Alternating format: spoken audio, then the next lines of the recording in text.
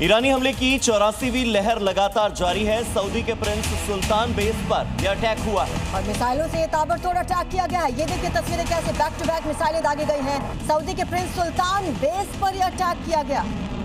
तो ईरान की ओर से अटैक पर अटैक किए जा रहे हैं। ये 84वीं लहर है, 84th वेव है और बताया जा रहा है कि सऊदी के जो प्रिंस सुल्तान बेस पर अटैक हुआ है, ये उसकी तस्वीरें हैं, किस तरह से मिसाइल लॉन्च हो रही है और प्रिंस सुल्तान बेस को निशाना बना रही है। देखिए, एक तरफ तो ईरान है जो इजराइल पर ताबड़तोड़ हमले कर रहा है, इधर हिजबुल्लाह भी नेतन्याहू को नुकसान पहुंचा ही रहा है। ऐसा ही एक और वीडियो सामने आया जिसमें हिजबुल्लाह के रॉकेट इजराइल के आसमान में दिखाई दी।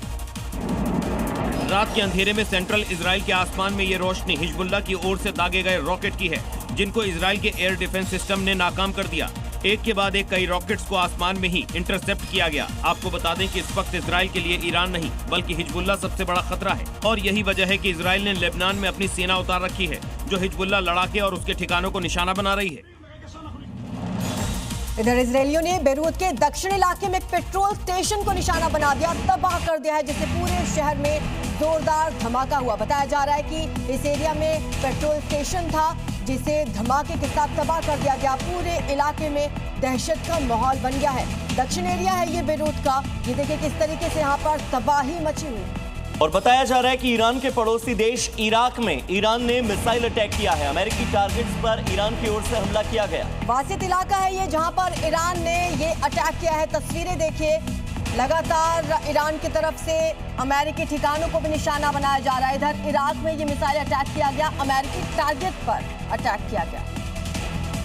ईरान युद्ध को लेकर अमेरिका के विदेश मंत्री मार्को रूबियो ने एक बड़ा ऐलान किया। रूबियो का कहना है कि अमेरिका ईरान में ग्राउंड पर सैनिक नहीं उतारेगा, क्योंकि ईरान में अमेरिका का ऑपरेशन महीनों में नहीं बल्कि कुछ हफ्तों में ही खत्म हो जाएगा। मार्को रूबियो ने ये बात फ्रांस में G7 की बैठक के दौरान कही। साथ ही रूबियो ने स्ट्रेट ऑफ हॉर्मुज को लेकर कहा, ईरान जल्द ही टोल सिस्टम शुरू करने पर फैसला कर सकता है। लेकिन इसके साथ ही रूबियो ने एक बात ये भी साफ कर दी है कि अगर ईरान हॉर्मुज स्ट्रेट से रास्ता रोकता है तो ये गैर कानूनी होने के साथ ही दुनिया के लिए खतरनाक भी है। ईरानी मिसाइल ने एयर डिफेंस सिस्टम को तोड़कर इजराइल पर अटैक किया है। इजराइल के कई शहरों को टारगेट किया गया है। बड़ी खबर आ रही है कि तेल अवीव पर सबसे ज्यादा हमले किए गए हैं। तो आपको बता दें कि इजराइल का एयर डिफेंस सिस्टम इन हमलों को रोकने में, इन मिसाइल को इंटरसेप्ट करने में नाकाम रहा। इजराइल में हर घंटे में कई बार सायरन बज रहे हैं, लोगों को चेताया जा रहा है, हमलों के लिए अलर्ट किया जा रहा है। ताबड़तोड़ ईरानी मिसाइल और ड्रोन अटैक से इजराइल के शहर दहल चुके हैं।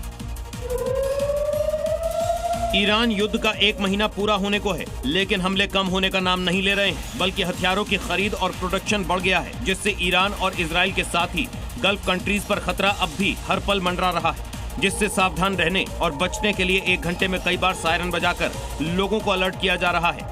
इजराइल की रिपोर्ट्स के मुताबिक 28 फरवरी 2026 से अब तक कुल 78,109 बार चेतावनी सायरन बज चुके हैं। सायरन के साथ लाखों इजरायली नागरिकों को 60 से 90 सेकंड के अंदर शेल्टर में पहुंचना पड़ता है।